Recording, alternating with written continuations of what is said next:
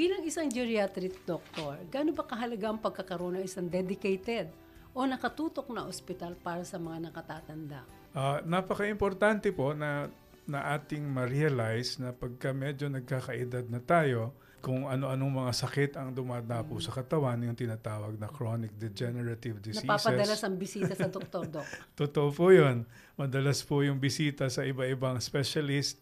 Ganon din po yung tinatawag namin polypharmacy na umiinom ng napakaraming gamot. Minsan hindi naman nakaprescribe. Nadinig lang sa kapitbahay or naikwento ng kapatid. Nanggagaya. Nanggagaya. So, isa po yun sa mga sakit na kailangan talagang merong specialty na nakatutok sa kanila. Ang tawag po sa amin is geriatric medicine specialist. Ano bang mga pangunahing kakulangan sa kasalukuyang healthcare system para sa matatanda na maaaring masolusyonan ng sentrong ito?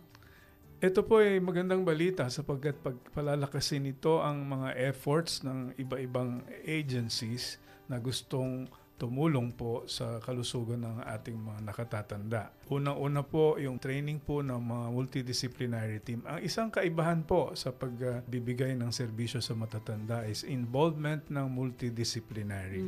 Hindi po kaya ng doktor lang ang mag-aalaga sa isang nakatatanda. Kailangan din po namin ang support ng social worker, ng nurses, ng pharmacist, ng nutritionist, ng physical therapist. Ito po ang approach namin nakakaiba, multidisciplinary, kasi kailangan natin maintindihan yung mga sakit ng mga matatanda is multidimensional.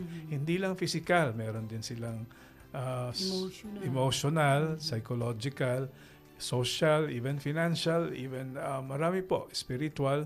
So kailangan po namin tuulan ng pansin At dyan, po ito. naiintindihan nila, Doc, yung mga parang lagi may sakit. Ganun po. Yung mga matanda, ganyan, lahat na nararamdaman. Gusto makita ka agad ng doktor. Meron namang hindi pinapansin yung kanyang Ayun, nararamdaman. meron naman So, ganun. extremes. So, kailangan talaga kakaiba yung approach.